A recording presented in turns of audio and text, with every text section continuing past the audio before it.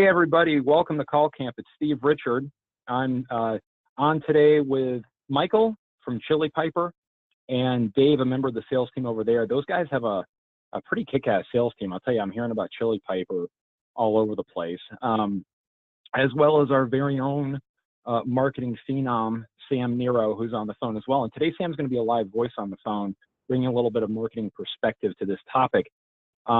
Before we go into all the housekeeping, all that jazz, and I'm going to hand it off to them because I got to get on an airplane. Big surprise. What else is new? Everyone, take a quick look at my LinkedIn profile. Something that Sam posted up there. It's just generating a lot of buzz about there's some fascinating things that they're doing with Chili Piper, giving out hot sauce and generating a lot of action. The things that light a fire under your sass. And there are some really interesting lessons that Michael's learned from this that we're going to be talking about today, in addition to the topic. I guess it's really part of the topic of how you just consistently advance the sale along the way, and really think about it more as being like a series of first downs and always getting information, running with the ball, if you will, as opposed to letting your deals stall out or your leads stall out. So why don't we, with that, without further ado, Michael, Sam, and then Dave, say hello. Let's start with Michael. Hey everybody, Michael Tuso here. I'm the head of business development and enablement at Chili Piper. Super excited to be here today and hopefully share some tips and tricks I've learned over the years managing hundreds of salespeople and handling the training currently at Chili Piper as well. And Dave, say hello to everybody, please. Hey guys, Dave Eady with Chili Piper. I'm an account executive here. We got one of my calls that we'll break down a little bit later, so looking forward for everybody's constructive feedback. And right off the bat, when Dave was listening in the beginning of the calls, we were prepping. I just love the fact that he was just taking feedback and going, oh, that's a great idea. That's a great idea. He's the sort of guy who's just going to go far in his sales career. You're lucky to have him, Michael. And then, of course, Sam. Hi everyone, Sam Niro here. You've heard me a few times in the past, constantly interrupting Steve with your questions. Don't forget to tweet us at ExecVision using #CallCamp. If you have any questions, I'll get them answered live on air. All right. Out of all the Call Camp guests we've had, I'd say this is one of the top 5 strongest lessons that Michael's put together for us. So when I was watching it, I was like, how many of these have you done? And he said, I don't know, 1 at one point. I'm like, well, that's a damn shame. You got to do more because the world's got to hear what you have to say. He's got a great point of view on sales. And I was writing down tips along the way. So without further ado, I'm handing it over to Michael. And I'm going to catch the replay later on watching the game tape because I'm going to be 30,000 feet over the mid-Atlantic someplace. Michael, have fun. Great. Thanks, Steve. Awesome. Well, let's go ahead and jump right in.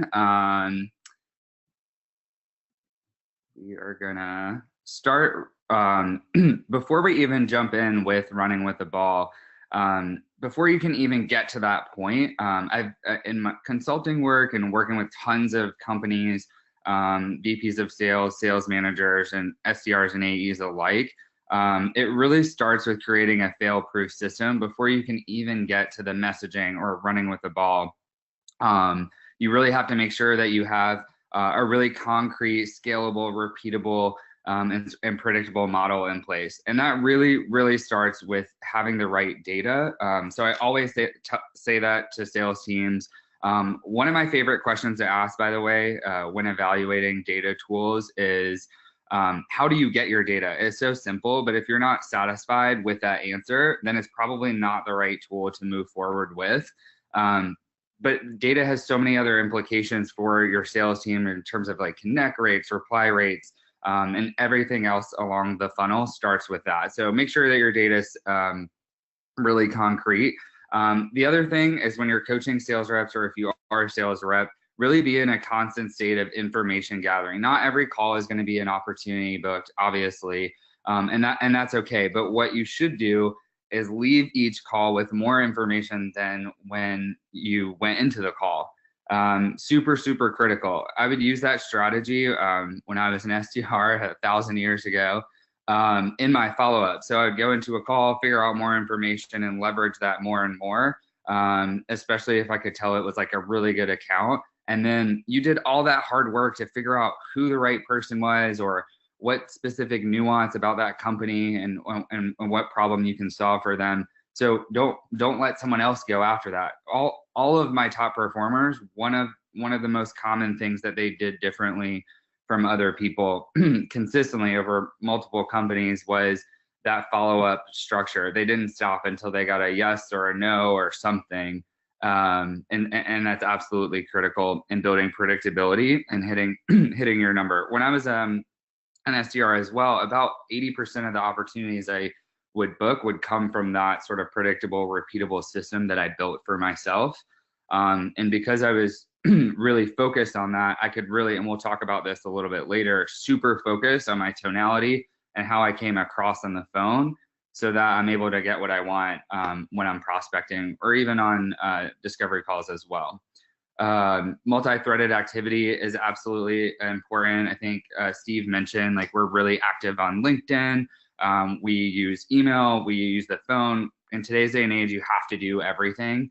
And so I definitely encourage everyone to do that as well. And then we get to the fun part, which is running with the ball. So the thing that I'm seeing right now in calls that I listen to from Chili Piper and other companies as well is giving up sort of too quickly. You might start at the 5-yard line, or you might be really close to the end zone. You never really know when you're going along the sales process. So running with the ball is really just getting to that next step, even if it's not, like I said, booking the opportunity in and of itself. So once you build a repeatable system for the entire sales floor, you need to build a repeatable system for yourself. So this is speaking directly to the salespeople out there as well. So whether it's like getting to the right person, being able to respond to the prospect's objections and tonality, those are the 3 hardest things that you're going to encounter for sure. So if you have a system in place, you can focus all of your energy on those things and be able to be really good at them and get more wins because you have a really good system in place. Having a good system in place starts with your schedule. So the first thing I tell all of my sales teams to do is the first thing in the morning when you come in, like, hit the phones just right away, get that out, and then save your admin.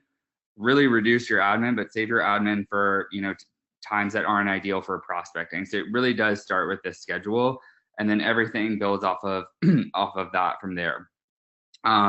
So if you're not thinking about a ton more because you're super organized and you're focused on getting the right person, responding to their objections and tonality, you're in pretty good shape. So again, what is running with the ball? Dig, questioning, don't give up, discover more information, and getting to the next step in the process. And when you don't do it, just simply ask the question, how could I have ran further with that call? And what you'll find is that incrementally over time, you'll get a lot better. This idea was sort of born out of The Way of the Wolf. I'm sure many of you have read that book and are familiar with the straight line. But I found running with the ball to be easier for coaching SDRs in particular, or AEs on prospecting calls, because of this issue that I've seen come up over and over, where they could have gone further, but maybe they stopped. So running with the ball is a really easy way for me, like in my one-on-one coaching with any sales rep, and they immediately understand what I'm talking about. So yeah, pose that question to yourself after you get off any call. How could I have ran further? And then, or even how could I have gathered more information as well? And basically you do that until they're no longer willing to offer that, or you reach your objective, which is usually you book an opportunity. I really love that. And one of the things I hear all the time in the office, we also have the Foresight team working here alongside us at ExecVision, is always going for no. And I really love that phrase, because a lot of people at first, when they get in the role, feel like they might be annoying. But if people are giving you information, don't stop. Don't stop until they do. Yeah, absolutely. I think sometimes, like, we can get in our own heads a little bit as salespeople, which is perfectly normal. But I'm always really intentional about coaching to that process. And Dave can probably speak to that a little bit later. But that it's okay to keep asking questions, because ultimately, like, you're calling them for a reason. You're calling them to solve a problem for them, hopefully. And so if they're willing to offer information, they're also engaging, they're engaging with you with that common goal of hopefully solving a problem for them. And sometimes they don't even know what that problem is that you can solve. And that's the beauty of these types of calls, is that, you can solve a problem that someone may not even be aware that they have, and really make them more efficient, whether it's like greater conversion rates, like with Chili Piper, for example, or, whatever your individual product is. So yeah, I really love that. So in terms of where people are fumbling the calls more often, David, I'd love for you to chime in here as well. Where would you say, like, you've seen like most salespeople kind of drop the ball or fumble the most often on calls? Yeah, I mean, just speaking from personal experience, and especially to the point you're making, I think a lot of times, when we're making prospecting calls, if somebody's, if you get in touch with somebody and they're, hey, I'm busy right now, and can you just shoot me an email, or, yeah, can you, just, call me back another time or something like that. It's really easy to just say, okay. But I think with your point of running with the ball, one of the things that would be good to work on is, asking another question, right? Sales is sort of a mutual process, right? You should sort of be treating sales like you're doing the customer a favor, right? Which really you should be. Sales is a mutual exchange of value, right? The customer's exchanging money, but you're exchanging something of value that should help them.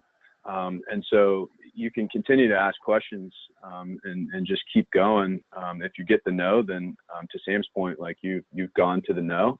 But if they're really somebody that's interested in buying and there's an opportunity there, then they should be willing to supply you with some more information. So, if somebody says, can you just shoot me an email, or, I'm really busy right now, I think it's really good to just make a point to continue to ask another question until you absolutely can't anymore. Whether that question is, sure, like, what would you like to see, or, when would be a better time for me to call back? If I shoot you an email, can I get a commitment from you that we could follow up on what I sent, in a week from now, something like that. Yeah, I love that. Something else that came to mind while you were talking about that is everyone talks about sales, sort of humanizing it as well. And I think the biggest thing as well, and especially when we get to your calls, something that you do a good job of is making it really conversational, so that they forget that you're a salesperson and you're just two people sitting down having a conversation, which is exactly what it should be. Like, they shouldn't like have their guard up, like, oh, this is like a sales call. And it sounds really simple, but the really good like sales reps and calls that I listen to, like, you don't even know that they're a salesperson because they're having such a genuine, good conversation with the person. And then they uncover some sort of, whether it's like a pain or a need, and then they use that as a reason for the meeting. And so it just seems very flawless, and you're able to run, much further with the ball because of that tonality that you bring as well. So I'm excited to get to that here in a second as well. Cool. So I think we have some questions or comments, Sam. So the audience seems a little quiet today. If you guys have anywhere that you're struggling on calls and you're fumbling all the time, please shoot us something in the questions box, tweet at us. We're happy to answer those questions. One thing I did want to learn about, Michael, myself, is what should a rep do when they need to recover from a fumble, when they've dropped the ball and they're still in the conversation? What can they do live to turn things around? Yeah, so I always tell people the person asking the questions is in control of the conversation. So if you feel like you lose control of the conversation, you can always ask a question to regain that control, or to recover that fumble is usually the quickest way to do it. But you just want, I still mess up on calls, and that's totally okay. You want to keep moving, essentially. You want to keep running with the ball. So usually I'll ask a question, or I'll move to a point that I can tell maybe they care more about and start talking about that. Because usually if I were to fumble, it's because I'm saying something that they don't really care about. And so it's really important to tailor, like your product may do a million features, but you want to tailor like what they actually care about. So yeah, my favorite way to do it is just asking a question. If I kind of get sidetracked, and it'll, it'll bring me back to being able to recover the ball and run a lot further. Okay, and we do have a great question here from Nadia. She would like to know, how do you uncover the problem that we solve for? Because she often hears, well, I want to be unique, but that's not actually the problem, that's the goal. So how do you get to the root of the actual problem they're speaking of and not just the one they're hinting at? Yeah, I think there's a lot of things that play in that specific scenario.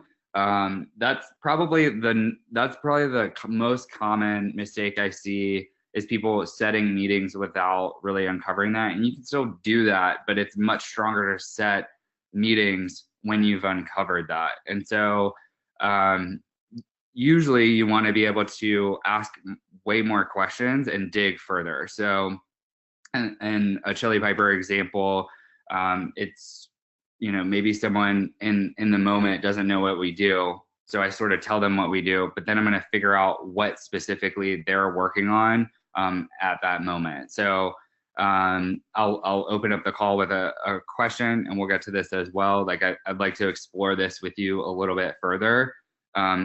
Avoid what questions or yes no questions, things like that, where people can really easily get off the phone or say no to you. Instead, you want to say, tell me more. Could you elaborate on that? You want to ask like really open-ended questions to get them talking. Once you get them talking, it's almost easy to get them to uncover the pain for you. But it's usually like we're asking yes no questions, and then it's like super easy for them to get off the phone. Whereas if I can just get them talking like, oh, I'd love to explore more with you, like words like that really open the space up and let the call breathe, essentially, that's where the gold and sort of the magic is, if you can accomplish that. And that's like true, like I've sold it to SMBs and enterprises, mid-market, tons of different like verticals, like it works across all of them. And then if you can get them talking, then those follow-up questions, you can get pretty granular with those as well.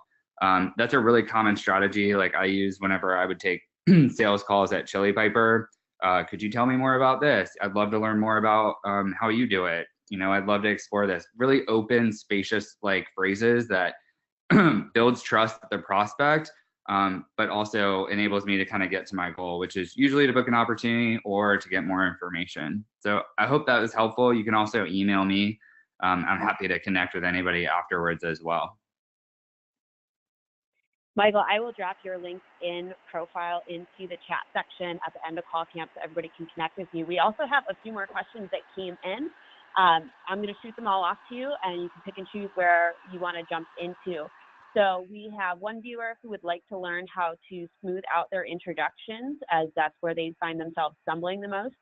Another wants to know how much time you should spend researching your prospect. And I think the second call we're going to listen to shows how quickly your rep was able to research the prospect and like really hit the nail on the head there. So that might be a good one to speak to, as well as how important are introductory calls, even if they might not be 100% qualified for your product or service. Cool. I love this audience, by the way. You just asked 3 questions that I'm like really passionate about. So thank you for those questions. Okay, how to smooth out the intro. This is like one of my favorite topics, whether it's getting past a gatekeeper or whether you like reach someone and you want to smooth out that process. So we're going to get to certain tonalities that I really love that will really help you navigate, but then it's how you're saying it plus what you're saying. So we'll get to the how you say it a little bit later, but as far as what to say, if it's a receptionist, I'm usually really like casual with them. With receptionists, you want to give them the information that they're going to ask for before they ask for it. So they usually, everyone knows, who is this? What is this regarding? Not interested by. I want to break that up by giving them the information beforehand. I used to always do this. It works like a charm if you are hitting a lot of receptionists. So I would say something like, hey, this is Mike with Chili Piper.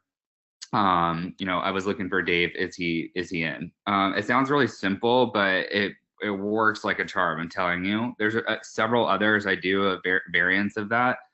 That's an intro, like you're dealing with a gatekeeper. If it's an intro dealing with more like a decision maker or the person you're trying to reach. So there's many different opinions on this. I think that I do think it is important to get a little bit of permission, but I think it's okay to be assumptive about it. So most people ask for a good time or a bad time. I think it's important to ask for some time. And so that really helps with the intro, because if you just start pitching, like if somebody called me, I would hang up. But if someone, it's called a hook. If someone hooked me, then I'd be much more willing to listen to the rest of the pitch than if you just like start, coming in completely cold. So super friendly tonality. Hey Sam, this is Mike over at Chili Piper. I found something that I thought would be really interesting to you. Do you have a couple of minutes just to go over it? And then, no one's going to say no to that. So, and if they do, it's usually like, yeah, can you give me a call back? Something like that. There are some variants of that too, but just super, super, super friendly tonality. Be very conscious about how you're coming across. Hey, Mike, yes. I might add something here. This is Dave. This is something that I've been really working on the last couple of months. Your point about being super friendly with your tonality is really important for like the first 2 seconds that you're on the phone, right? Because that's your very, very first impression. From there, a huge thing that has helped me out is to not allow any pause in the conversation before you ask for permission to continue. So a lot of people like to say, hey, this is Dave with Chili Piper. How's it going? And then you're giving the prospect the opportunity to be like, you're passing them control of the conversation. You don't want to do that yet because you haven't really even given them the reason, why them now? You haven't given them the reason why you're calling. So don't ask why you're doing. Don't pause. Don't say, hey, this is Dave with Chili Piper, and pause and let someone be like, what? You said Chili Piper? What's that? Hey, this is Dave with Chili Piper. I apologize for the cold call. I just was on your website. Reason for call. Thought I had something that would be interesting for you. Why you now? It should only take me a minute. Do you think that would be okay? 1 minute? Okay, sure. Most of the time they're going to say yeah. And then you can continue from there. I think the important thing is not to pause. Don't allow air in that intro. I think pausing later in silence is great on a prospecting call, but only once you've earned the right to speak. Yeah, that's really awesome. Really, really great feedback. And I think the way you just said that is so reasonable. Like anybody would say, like, sure, I'll listen. It came across so reasonable. And I think if you come across reasonable, people will reason with you.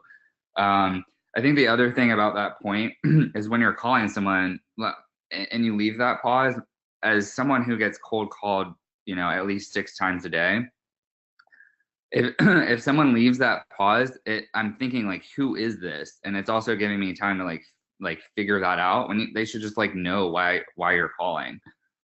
So yeah, great points on the pausing. Cool. We'll move on to the next question. Time spent researching. So this is like a really sensitive subject for some people, I think. The answer is pretty simple for me. So you should not spend all day like researching. You should do research to the extent that it helps you sound competent on your calls. And that is literally it. And the reason for that is because you want to increase the amount of time that you spend direct selling time. So that means time that you have in front of prospects needs to be the essential majority of your day.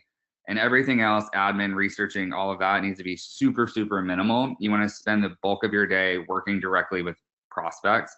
And if you can do that, you'll be super successful. Because you're emailing, you're calling, you're on LinkedIn like all day with prospects, you're going to be more successful than the person next to you that's researching. But researching at the same time is important to be able to be familiar with the brand or example off of what David just said. If you call in and you say you have something interesting for someone and you're able to tie that to something that they're doing, maybe they just released a report and it ties to, something about conversion rates. Well, Chili Piper does that too. So we can connect the dots there. And the degree of personalization can, help you get your foot in the door. But I only do that to the extent that it doesn't hurt me and I'm not spending all my time researching, and I only spend enough time to sound competent on the phone. So it's really, really small, but I do it and I train the teams to do it efficiently, excuse me, and move through the research really quickly. Lots more tips on that. So that's sort of the bird's eye view on research. But another time, if a rep is spending all their time, this is for managers, researching all day, it's usually a symptom of phone aversion. So there's usually another issue going on there. So you should have a side conversation about that. One bullet point there. The more you already know from doing research, the less you're going to ask, the less the prospect is going to talk. Yep. Dave, I love that. And I know Steve recommends usually when people are asking, how much pre-call research, he calls it PCR, should you do? He recommends 3 pieces of information you can find online in 3 minutes or less. And then from there, you open up the call and go. Yeah, exactly. The most common thing I'll see is exactly like people spending too much time doing it or not doing it at all. So yeah, that's really awesome advice from both of you. Cool. And then the last question, Sam, I think I wrote this one down correctly. So are the intro calls 100% necessary even if they're not qualified? Did I write that down right? Yeah, it was how important are your introductory calls, even if the prospect's not 100% qualified for your product or service? Yeah, that's really like a decision that your company will have to make. If you, I'll give a real example. With Chili Piper, everyone knows we integrate really well with Salesforce, but there's other CRMs that people on other CRMs that want to work with us. But we'll still take those calls even though we don't integrate with other CRMs because we want them to be familiar with us down the line. So we'll still do those intro calls because the reason why they're unqualified, it's going to change. Like in the future, they'll become qualified, and that happens really frequently. So if in the future they'll become qualified, it's okay to like continue with the calls. If it's just like a budgetary thing or an employee headcount thing, usually I won't because I don't want to like waste time. It really does depend on like the model. It's usually like management will make that decision. But yeah, if I do or I don't, I do it for a reason. It's not random. It's intro calls because I want to sell them later. So I want them to know about it now because the product release is coming in 2 months, for example. That's probably the most common situation I've seen. Cool. Any other questions or should we keep chugging along, Sam? We're good to jump on to those, I think it's like 3 slides you have before we're jumping into the live calls? Yes. I will go through these pretty quickly. So I like rules of 3, so that's why I did this. So 1, build a repeatable system. You should be able to literally take your workload and give it to someone else and they can do it. Whether you're an AE or an SDR, if you can do that, I want you to work at, for me. That's like really hard to do. And very few people do it like well, but build a repeatable system, both if you're a manager and a rep. How to run further. Ask yourself that question. How can I run further? How can I do better each and every call? And you'll be so much better, even in like a month's time. How can I run with the ball, even further? Even if like, forget about the opportunity, forget about the sale, just focus on like providing value or asking better questions or, having a better tone, which it brings me to my last point, mastering tonality. So I mentioned a second ago, I mentioned a second ago, I'd go over some of the tonality. You can probably tell by the way I talk in that little tiny role play I did a second ago that I call it the NBD tone, the no big deal tone. I always do this when I'm on calls with customers. I found it to be really engaging. With tone, you want to pull them in towards you and not push them away. Most of the time when I go through sales funnels, salespeople are usually kind of pushing me, down a straight line or something like that. You want to like pull them into you. So drop your tone down, be upbeat, friendly, and it shouldn't be a big deal. It's like you're anywhere in the office or anywhere except in the office having a normal conversation with a friend. And if you can do that and be super friendly, your prospects will want to talk to you. Again, it sounds super simple. everyone thinks they do this, but then when you break down calls, it's actually pretty rare. So no big deal tone. So, hey, this is Mike calling over from Chili Piper, just super friendly, engaging, not a big deal. They're going to trust me. And then another one, this is also from Way of the Wolf, the book I referenced earlier by Jordan Belfort. So out the door tone. So he mentions like, I believe it was like his daughter is like the best salesperson ever because every time she wants to go to the toy store, she masters like the tonality, like, are you ready? And then the tone is like perfect, super assumptive. He just follows, they go to the toy store, she gets what she wants. So there's a million other tones we can go over as well, but these are some of my absolute favorites. If you want to know more and dive into some of this, if you like to geek out on it, send me a LinkedIn message and we'll set up a call. Cool. So we went over framework, tonality, run further. If I'm not the right, this is like so common as well and super simple. If someone's not the right person, I just see people literally stopping, getting off the phone, hanging up, going to the next one. And I'm like, no, dig, get more information. If I tell you why I'm calling, can you help point me in the right direction? Super non-invasive. Who's going to say no to that? Yes. Now you've got their commitment to help you. As humans, we're like biologically programmed to help one another. So like use that word. And then they're say, yes, I'll help you. And then you tell them why you're calling. Okay, I usually talk to the person that handles marketing and sales operations. Is there somebody like that available? I just made that up off the top of my head, but so simple, but super, super, super useful phrases like that. Send me an email. Everybody gets that one. Everyone hates that one. I actually roll to close on this one. So a roll to close is when any point in the call you're ready to close it down, you roll to close and it sounds really smooth. So let's do one. If I found their need and they're qualified and then at the end they're like, yeah, instead of doing a demo, or a meeting, can you just send me an email? And I'm like, yeah, absolutely. I can definitely shoot you over an email. Would love to do that. The whole reason for my call, now I'm rolling to close. So I said the whole reason for my call is just to set up a quick 15-minute demo to take a closer look at Chili Piper. From what you told me, you were trying to improve your conversion rates on inbound. So I just really highly recommend it to check it out. I have my calendar out here. Do you have some time maybe tomorrow or Thursday work better for you? So that's like a sample roll to close, but send me an email again, super friendly. Like I said, I'll send them one. I do anyway. And most of the time, when you say it that friendly, people will go along with it. It's magical doing it that way. So if you have any questions or comments, or if you have a better way to do it, I'd love to hear that too. But yeah, that's how I think about it. And then I think we're gonna listen to some real calls. So let's jump right in. All right. Hello, this is Dave Eady with Chili Piper. Apologize for the phone call just on the Wavefront website, and had something I thought you might find interesting. I want to take a minute to explain. Would that be okay with you? Sure. Awesome. Okay, so Sam, I don't know if you have any comments here, David, but the way he did that was really beautiful. The guy's he sounded so reasonable. I almost wanted to say yes just listening to it. So he asked for permission, but it was almost assumptive, but super kind and friendly. Sam, what did you think about that?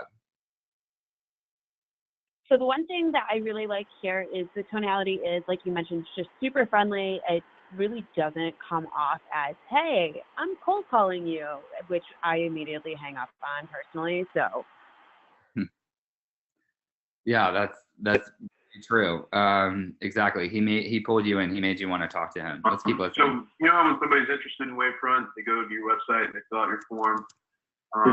From there, sales gets the lead and they're tasked with following up and setting up a meeting, right?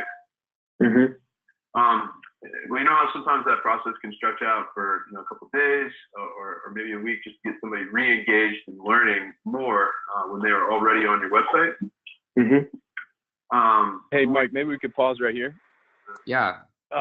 Something that I was doing there was, I don't know if you noticed, I'm kind of ending each sentence with raising my voice like that, and asking, how so-and-so and so, right? And I'm getting these affirmative responses from him just by quickly asking, doing a gut check, to say are you following? and I'm getting him to affirm that he's following with me, right? So it's just sort of a little tiny trick to try and keep him engaged. That's awesome. I love that. Those little micro moments in the selling process, both in prospecting and the AE, those little like micro check-ins are awesome. Yeah, great comment. It's a JavaScript snippet that plugs into your form. So when a qualified prospect fills out the form, our software will qualify, find the right rep, check who's available, call that rep, and then connect them immediately to the prospect. So all in real time, no back and forth. No. I'm gonna pause here. I love that you went straight to the point. So many people, I'm like, okay, I'm like, who is this, and what do they want? Like, is this a vendor? Is this like a customer? So if it's a cold call, it's totally okay, but get straight to the point. You're already talking about, you're in the process part of it. Like you're talking about like what we do, and he's thinking about, okay, is this going to be relevant? And like you got straight to the point. So that's really awesome that you did do that. And yeah, it'll definitely be super helpful in your calls. Does that make sense? Mm-hmm. Hey, Michael, if you want to pause again for a second, that section, I also really love the conversational attitude of it. So, when. That's going to get me to actually stop and listen instead of my company does X, Y, Z.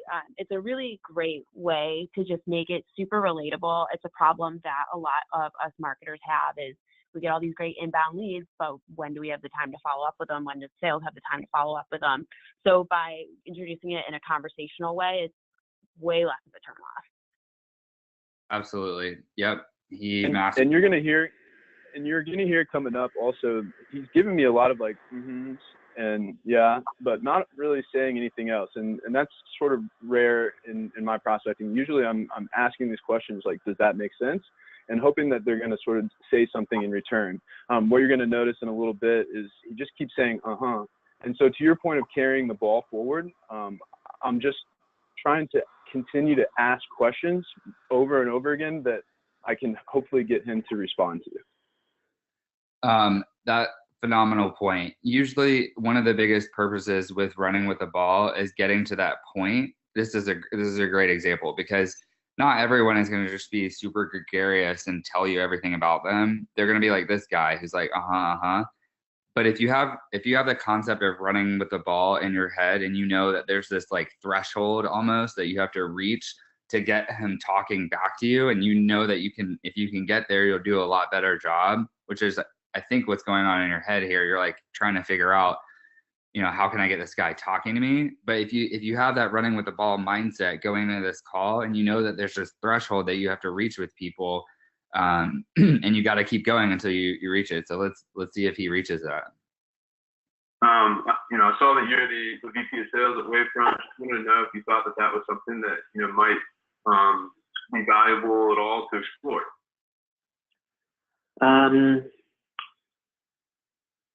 Possibly.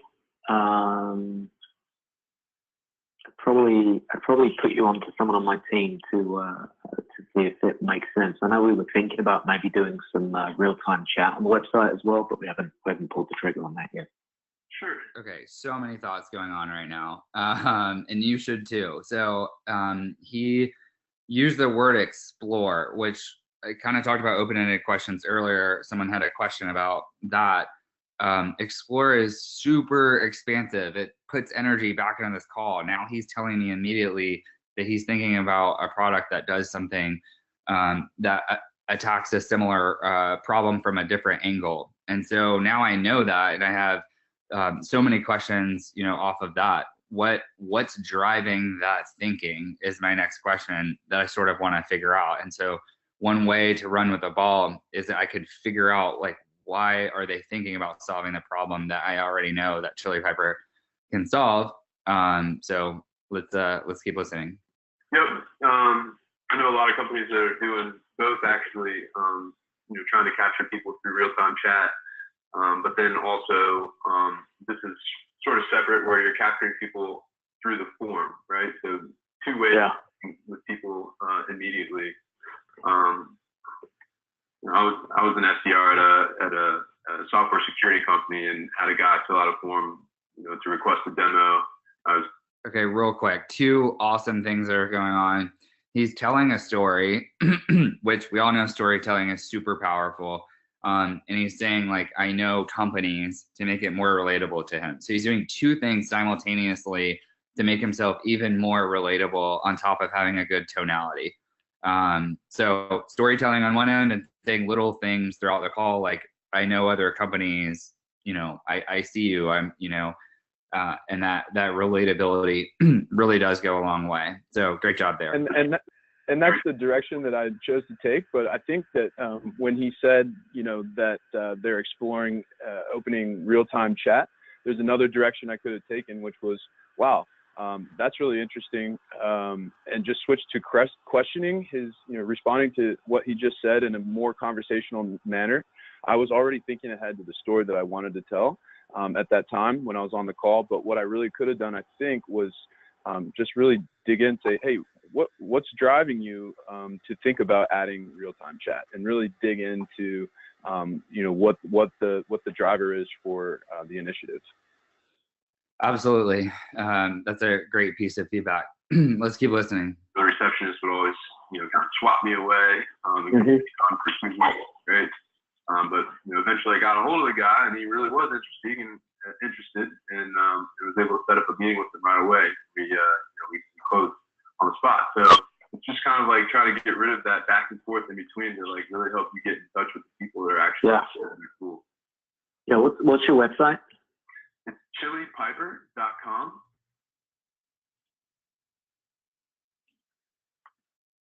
Cool. So something I really loved here, Michael, that I ended up leaving a highlight while I was listening to these calls before call camp is not only did David get this guy going to the website, but he struggles. If we played out the whole thing, you'll hear him. He struggled to spell it correctly. And so it takes him a minute, and there's some really silent pauses here that feel pretty pregnant. And David doesn't once jump in to try and drive the conversation anywhere else but letting him get on the website, which I think a lot of reps might struggle with doing well. That's a really great point. I think sometimes it's really easy to be reactive in moments like this, and just kind of react to the situation. I think the difference is David responded, and he responded by being comfortable with silence. And that's really, really critical for salespeople too, like having that comfort. If there's silence, it's okay. So yeah, he handled that really, really well.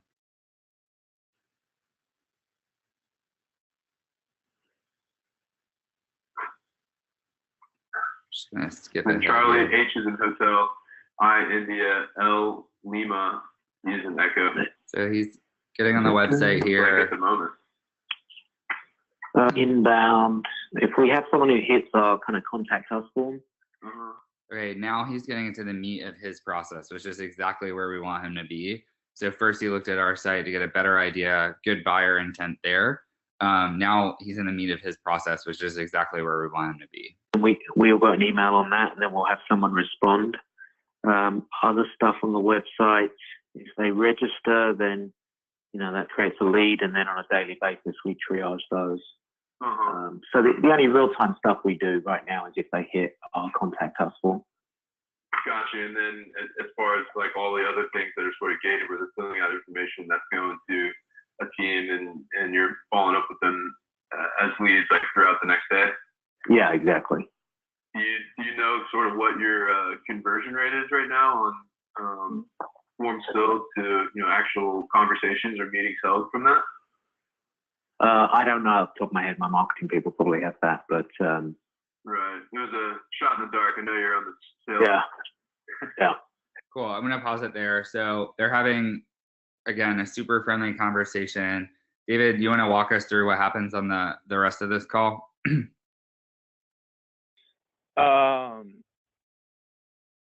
I'm actually struggling to remember at this point. Sorry.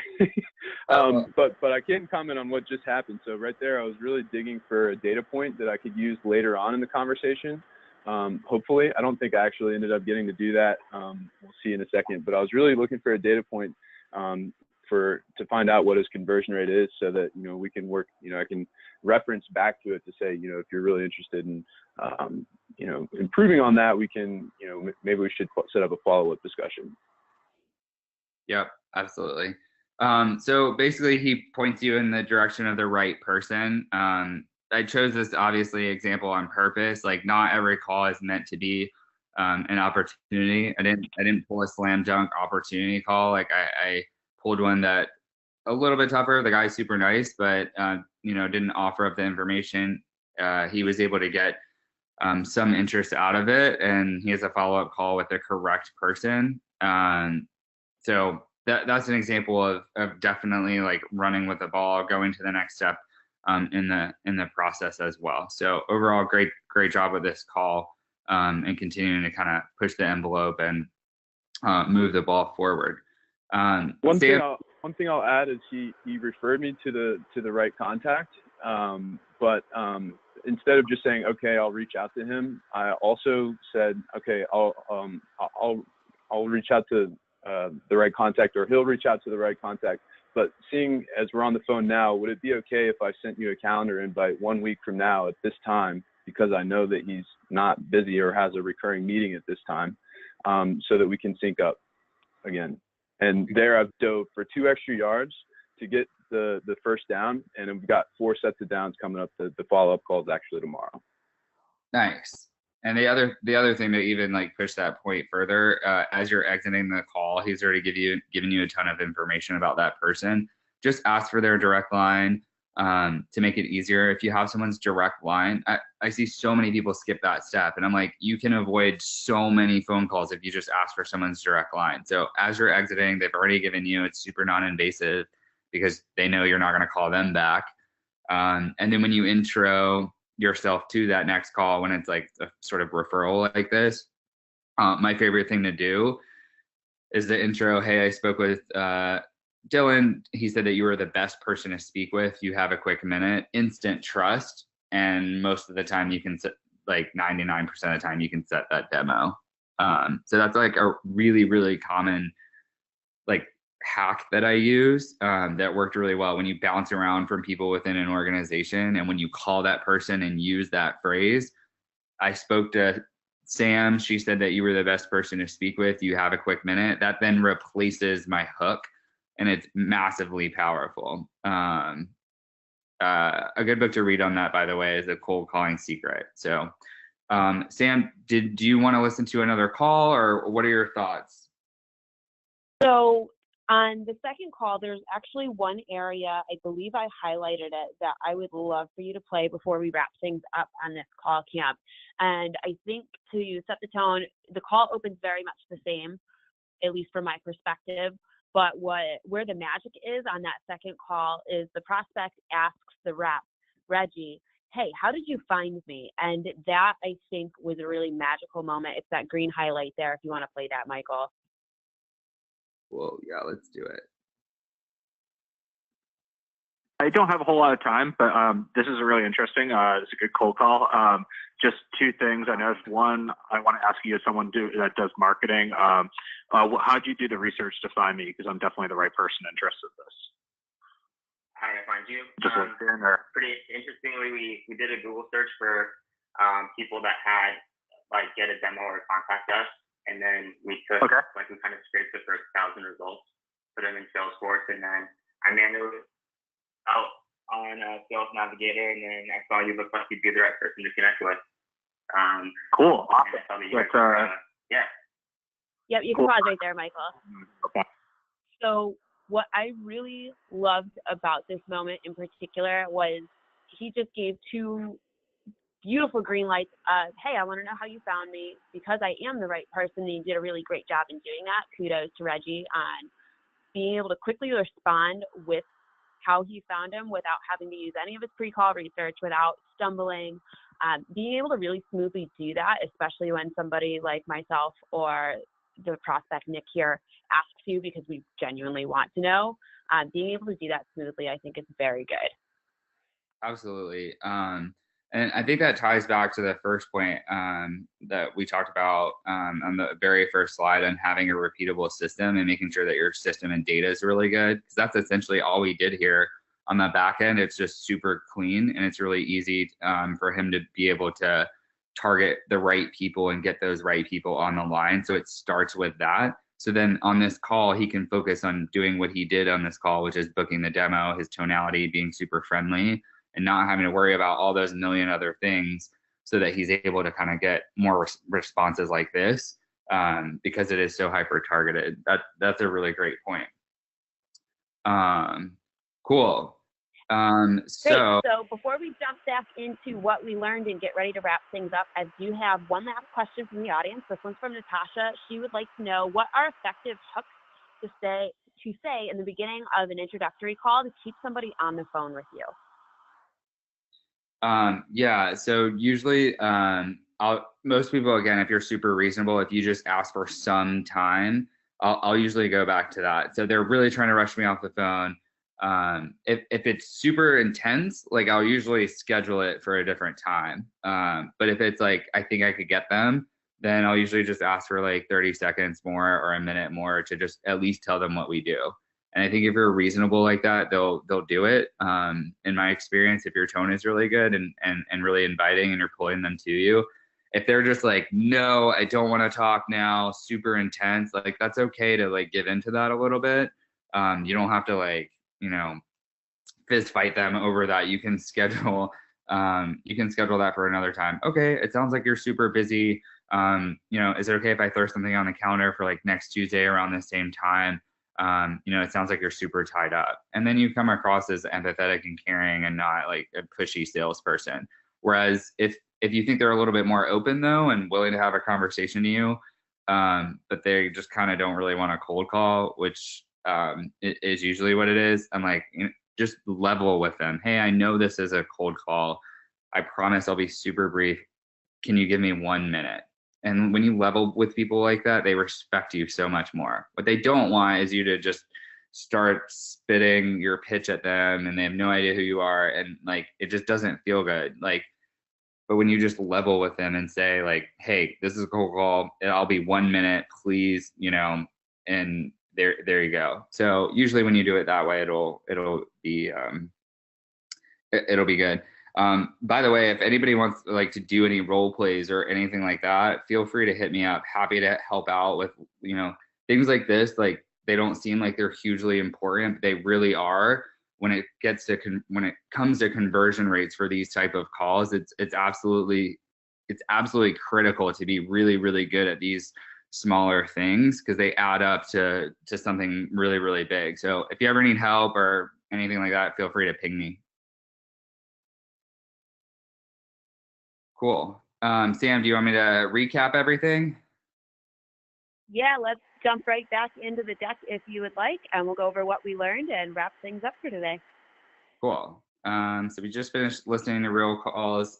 So what we learned, the number one call trait that no one's talking about is responsiveness. So there's two sort of models out there of like scripting versus non-scripting and teaching sales concepts. I like both of them, to be frank. I think there should be a little bit of both incorporated. But what people don't talk is training salespeople to be super responsive. Like, what to say in those micro moments are super, super critical.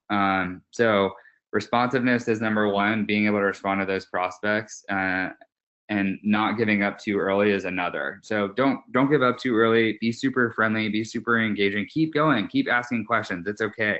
You're trying to solve a problem for them, and when you think and believe that, you can go so much further.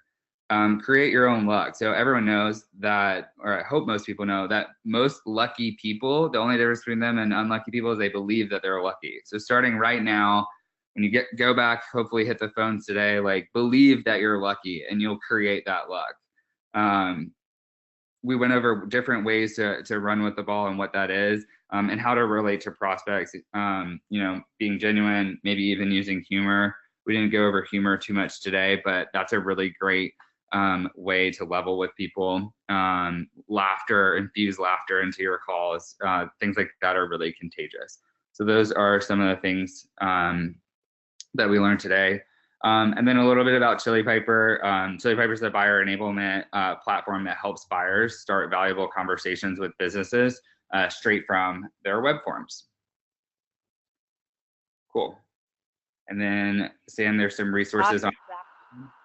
Yeah, so I'll jump in here, Michael. You did a really great job. This was a wonderful lesson. This was a great audience today, too. Thank you for all your questions, guys. If you have any follow-up questions, tweet them, message Michael on LinkedIn, message me, message Steve, reach out to us. We're happy to answer your questions. I'm also happy if you have any suggestions for call camp topics you want to see covered, shoot them my way. I would love to hear from you guys and see what you want to see next. If not, in the meantime, you can check out some of our latest blog posts. And in January, I don't have an exact date yet, but we will be back in the new year with some more great actionable tips for making your calls better. Thanks for joining us, Michael and Dave. That was a really awesome discussion. So happy to have you guys on, and we'll talk to you again soon. Thanks, Sam. All right, goodbye, everybody.